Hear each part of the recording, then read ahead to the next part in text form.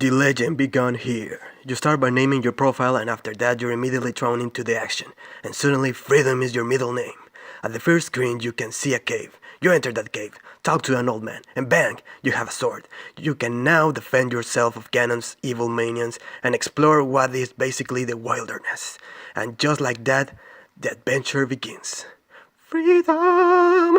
Freedom! Freedom! Oh, wait a minute. This is just a sword made out of wood? You cheap-ass mother. Well, at least this isn't the Breath of the Wild, so I don't have to worry of the possibility of breaking it. Instead, I'm getting broken. Holy Moses, I got my ass handed to me so many times. I at least would like to get wine and dine after being molested so hard. Jesus. On the bright side, you keep your hard-earned money and items when you die. The game makes exploration essential, punishing, but fair. What time is it? It is the sad time of confessions. I've never beat the game until now, and I had to look for a walkthrough in order to find many of the secrets. I know, shame on me, and shame on my cow, if I had one.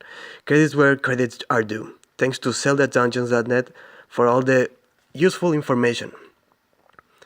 That being said, I love the game. It was a great experience, and I couldn't help myself from being amazed by the level of quality and attention to details that was put into this masterpiece. Okay, there are a total of 9 dungeons, and 8 of them can be done in any order, but they are numbered, letting you know how difficult they might be as soon as you enter one of them. I entered this last one by accident. Fortunately, you need the Triforce to go beyond the second room. Now, the Gathering.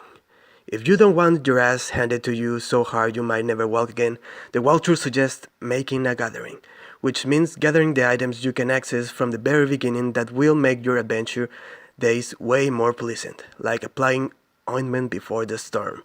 You will need plenty of rupees, so there is going to be a lot of grinding and you will have to manage your resources, taking in consideration that your limit is 255 rupees at any given time because of the software limitations. So I recommend buying the necessary items as soon as possible and at the cheapest amount, since different stores have different items and prices, and you don't lose the items if you die, and you will die a lot. First you enter the cave, get the wooden sword, get out of there, then head right 8 screens, and then up 1 screen. In your path you will find plenty of monsters, defeat them because you will need 20 rupees in order to purchase the bombs. For now, avoid the water creatures, the Sola, reach the cave, and buy the bombs. Then there are multiple secret places that will let you get heart containers and rupees. Every time you find a wild heart container, an old man will give you 2 options, a potion or a heart container. Always pick the heart container. You will need the bombs to find secret caves, place the bombs in the walls to break the entrances. For other secret places you will need the candle and moving some armored enemies out of the way. In the northeast part of the map you will find plenty of useful items and some rupees. There is a secret wall that leads you to a dungeon looking cave and you receive 100 rupees. Then to the left you can find a letter. This is useful because you have to show it to a woman that will sell you potions. Anyhow, after getting the letter, go back down the steps and then head left a screen. Climb the steps here and then head left a screen. Enter the cave here to find a shop where you can purchase the blue candle. After getting the candle, walk down the steps and then head left 2 screens.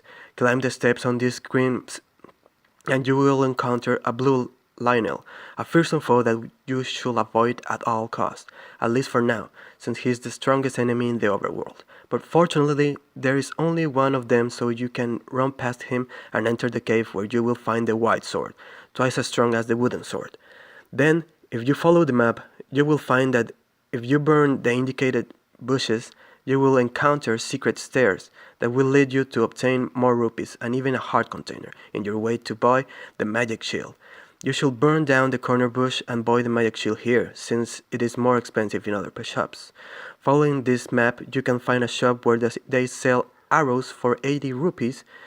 You will get the bow in the first dungeon, and each arrow you fire will cost you 1 rupee. There are multiple secret places where you can find more rupees in case you are missing the necessary amount to buy the arrows. Then you go right to talk to the old lady, give her the letter, and she will sell you potions. You should buy the red potion since they have 2 uses. They bring you back to full health, then they turn blue, and you can use them one more time before having to buy a new one. Last but not least is the blue ring. This is the most expensive item in the game. It costs 250 rupees, almost all your money, but it's worth it. It changes Link's tunic to a white color. Imagine that. Oh yeah, and it also cuts all damage dealt to Link by enemies in half. Anyway, this was part 1, The Gathering. Let me know in the comments below if you would like me to cover the rest of the game. Have a nice day.